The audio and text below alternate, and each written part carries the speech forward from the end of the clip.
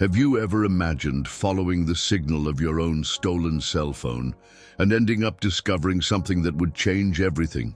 That's exactly what happened to LeBron James. What seemed like just a simple crawl turned into an unbelievable situation, something no one could have predicted. Every step he took, every sign he approached, revealed a greater mystery. But nothing, absolutely nothing, could prepare him for what he found at his final destination. And when the truth came out, it became clear that this wasn't just a story about a stolen cell phone. It all started on an ordinary afternoon. LeBron James, accustomed to the intense routine of training and commitments, decided to take a few hours to relax. Between quick messages and updates on social media, he left his cell phone on a cafe table while greeting a friend. It was a matter of seconds. When he turned around again, the device was gone. At first, he thought it was a mistake. Maybe he had kept it in his pocket without realizing it. But a quick search revealed the disconcerting reality. Someone had taken his cell phone. The immediate instinct was to ask the people around, but no one seemed to have seen anything. The cafe attendant apologized, the customers continued their conversations, and everything continued normally, as if nothing had happened. For anyone, it would just be a hassle. But for LeBron, it was more than a lost object. Inside the cell phone were important contacts, personal messages, and above all, the feeling that their privacy had been violated. How would anyone have the audacity to steal something from him there, in such a public environment? With no time to mourn, he grabbed a friend's phone and immediately activated the device's tracking. The blue dot on the screen indicated that the cell phone was still nearby, moving slowly for a few blocks. LeBron knew the rational decision would be to block the device and move on, but something inside him said he needed to resolve this on his own. An unexpected impulse made him act. Following the sign, he climbed into the car and began driving through the busy streets. With each map update, the blue dot moved, as if the thief knew he was being followed. Traffic seemed like an obstacle, but LeBron was determined. It wasn't just about the cell phone. It was the feeling that something more was happening. The city, which had once seemed so familiar to him, now became unfamiliar territory, a game of chase where he didn't know what awaited him at the end. When the GPS indicated that the device had stopped, LeBron parked a few meters from an old building with peeling walls and an appearance that contrasted with the luxurious neighborhoods where he used to be. His heart sped up. I didn't know if I would find a simple opportunist or something much more complex. He took a deep breath before getting out of the car, carefully observing his surroundings. People walked hurriedly.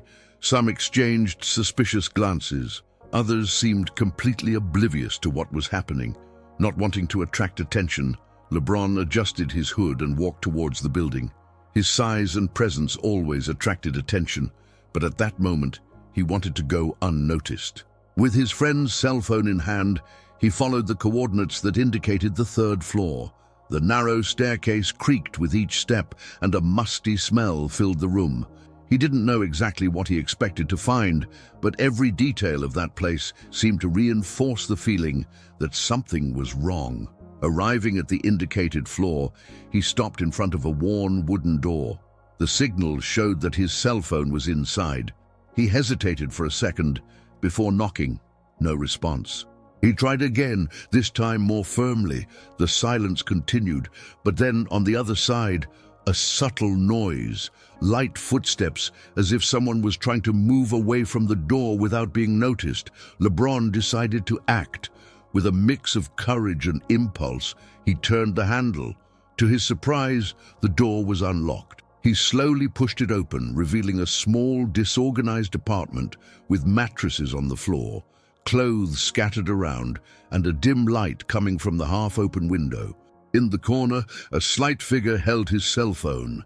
He was a boy. He couldn't have been more than 14 years old. His wide eyes showed fear, but also something deeper, despair. The scene caught him off guard. He expected an experienced criminal, an organized group, or even a larger scheme. But there was just a boy, holding his cell phone as if it were the only thing he had in the world. The initial shock turned into a whirlwind of thoughts. Who was that boy? Why had he stolen the cell phone? And above all, what had led him to this situation? LeBron took a step forward, trying not to scare him further.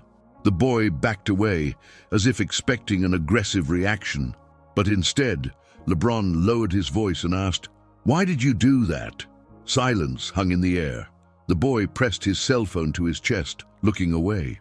The seconds passed slowly until, finally, he replied in a faint voice, "I needed it." That answer brought more questions than answers. What did you need it for? What was behind that robbery? The boy's expression was not that of someone who was proud of what he did. It was the expression of someone who had no choice. LeBron realized that, at that moment, he had something much bigger than a simple theft in front of him. He was about to discover a story that would change not only that boy's destiny, but perhaps even his own way of seeing the world. The silence that fell between LeBron and the boy was heavy, full of unanswered questions. The cell phone was still pressed against the boy's chest, as if it were his only protection. LeBron could feel the tension in the air, but he didn't want to scare him anymore. His initial instinct was to just grab his cell phone and leave, but something inside him told him there was more to the story. The boy's expression was not that of a common thief. There was no arrogance or rebellion, just fear and a deep tiredness, as if the weight of the world was on his shoulders. LeBron took a deep breath, trying to control his frustration. He never liked injustice, and everything inside him said that this boy was trapped in something much bigger than a simple theft. I needed to understand what was happening before taking any action. He took a step forward, keeping his tone calm.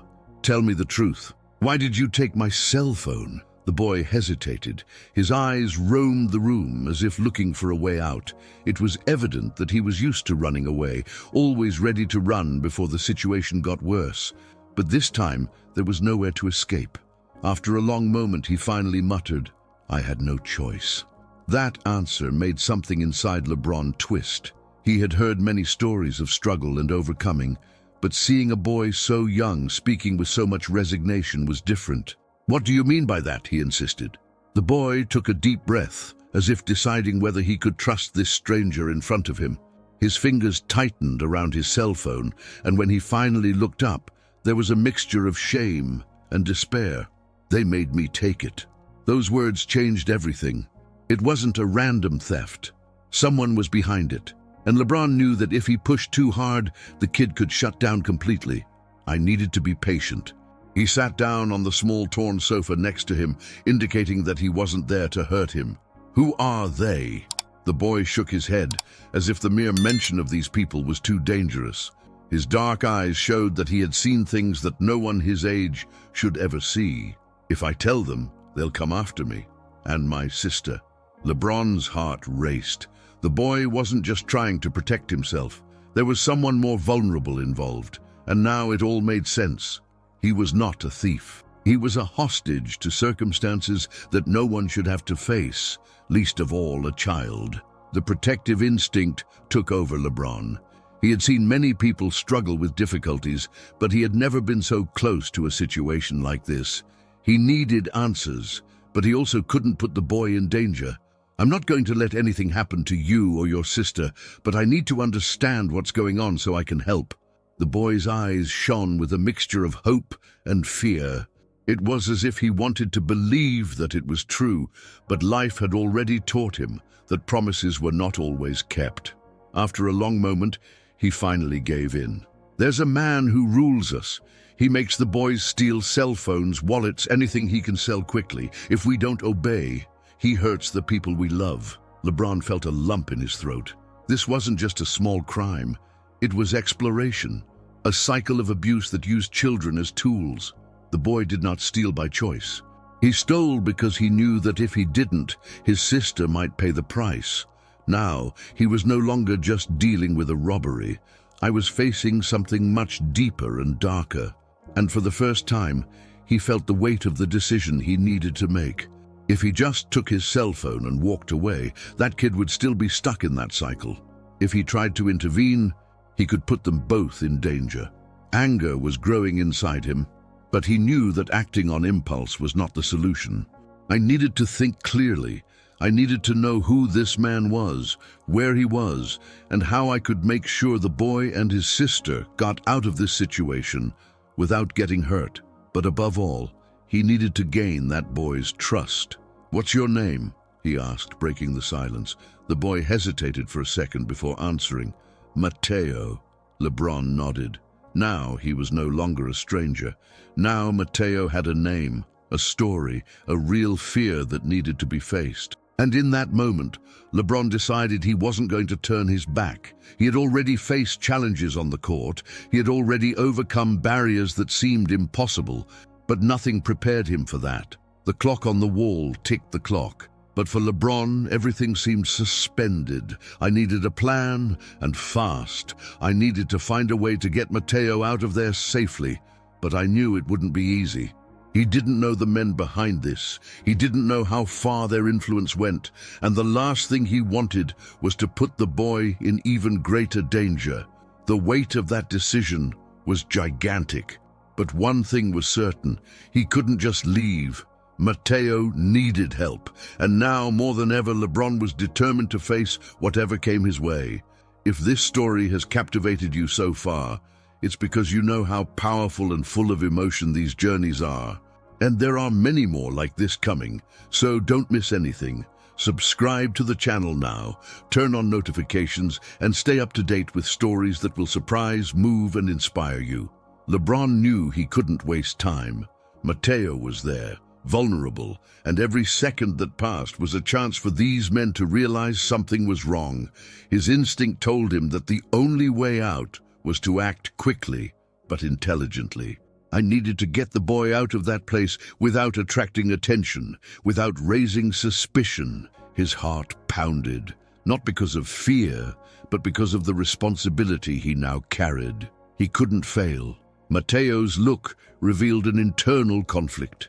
It was as if he was torn between the hope that someone would finally be willing to help him and the fear that trusting LeBron would make everything worse. He had seen empty promises before. He knew that the world didn't always do what he said. But for some reason, there in front of him was a man who didn't seem to just talk.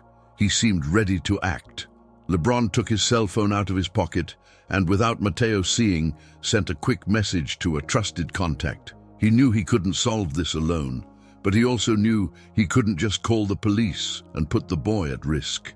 I needed an approach that would ensure Mateo and his sister got out of there safely.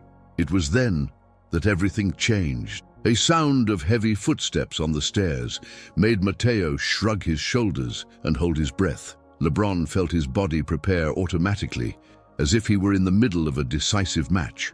The apartment door opened abruptly, and a tall man with a cold gaze and a dominant posture entered without hesitation. His eyes immediately fixed on Mateo, and then they found LeBron. The atmosphere became tense.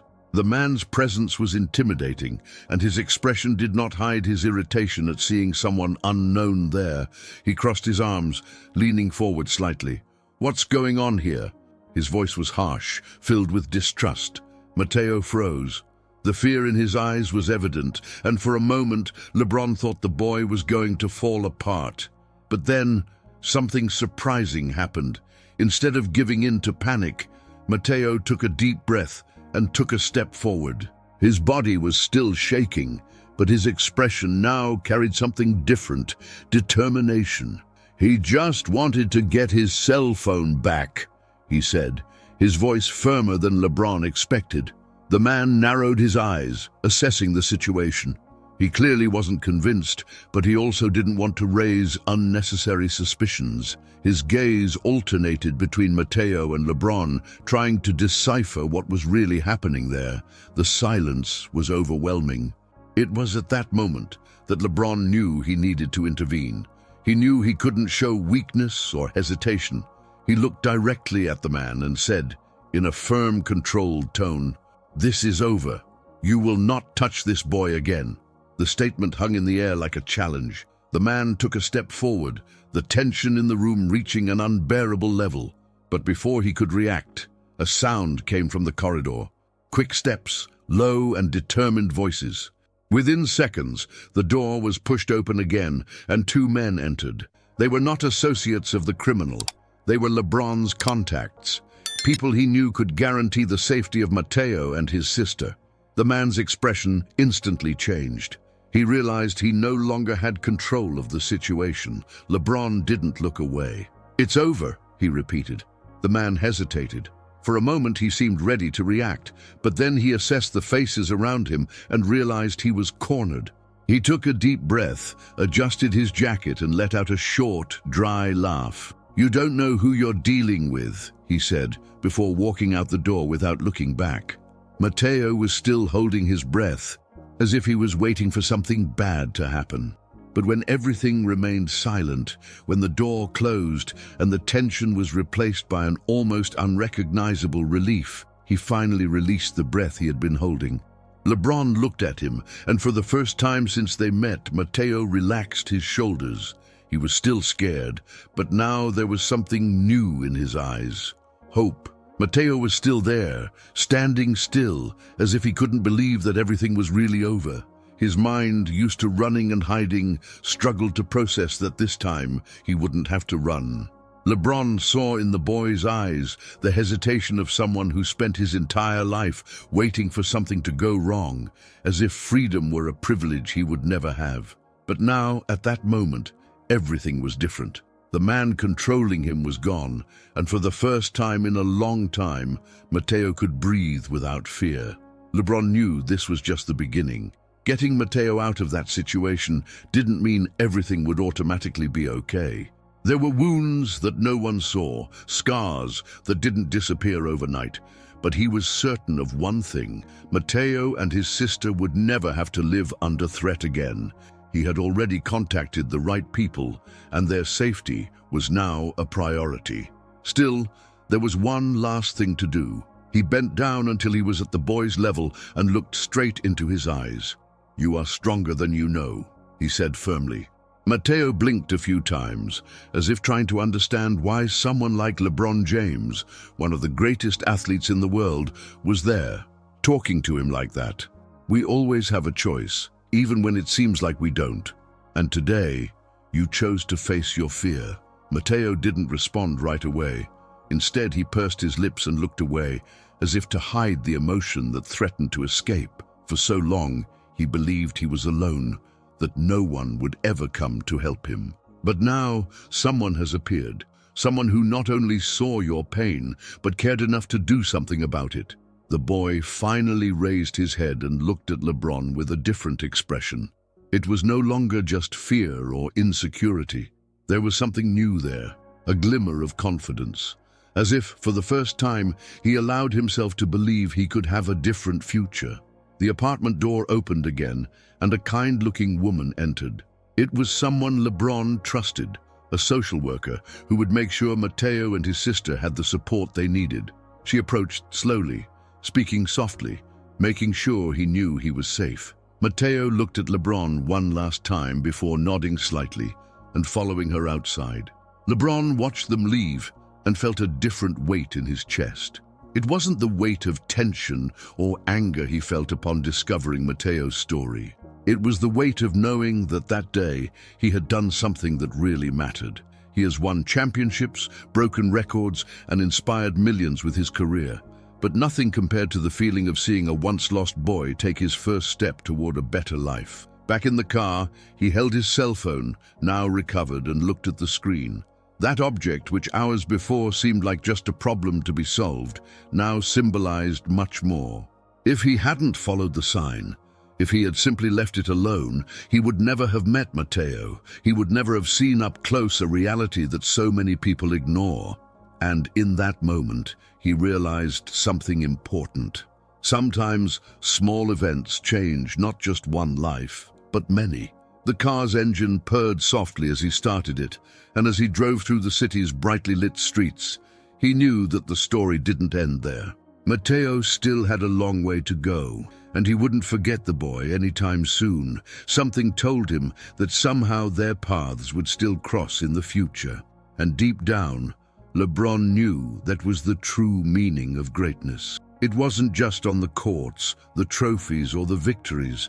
It was in moments like this, in making a difference when no one expects it, in seeing someone that the world insists on ignoring. Because in the end, it's these stories that really matter. As he drove home, LeBron felt like the night would never be forgotten. What started as a simple cell phone theft turned into something much bigger, something that touched deeply on the reality of so many children who were invisible to the world. He always knew life could be difficult, but seeing Mateo's struggle up close made everything take on new meaning. This wasn't just about a boy who was forced to steal, but about a system that failed him from the start, pushing him towards a fate that should never have been an option. That meeting did not happen by chance. LeBron believed that certain situations arise in life to remind us of what really matters. In basketball, he learned that talent and hard work can take someone to the top, but this experience showed him that greatness goes beyond what is achieved on the court. It's in the way we use our influence to change lives, in the willingness to look beyond ourselves and extend a helping hand to those who need it most. The world is full of Mateos, children trapped in circumstances they didn't choose, living in a cycle of fear and need. For many, they are just statistics, numbers in reports that don't convey the real pain of their stories. But LeBron saw beyond the numbers.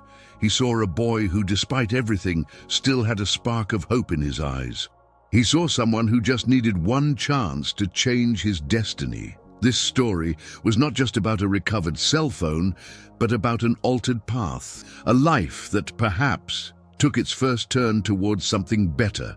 Mateo now had an opportunity, and LeBron knew that from now on, he would no longer be alone.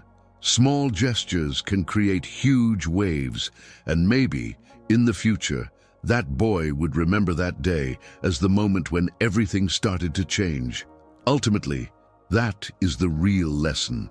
What we really leave in the world are not trophies or statistics, but the impact we make on people's lives. Every choice, every action can be the missing piece to transform someone's story. And sometimes it all starts with one simple step, the decision to care. Now I want to hear from you. How did this story make you feel? Write respect in the comments if this journey touched your heart and made you reflect on the impact we can have on the lives of others. And if you want more stories like this, subscribe to the channel now and activate the bell so you don't miss any content. We have many exciting narratives coming up, and I guarantee each one will surprise and inspire you. And since you've come this far, don't stop now. There's an amazing video on the screen that you need to watch. Click and continue this experience with us.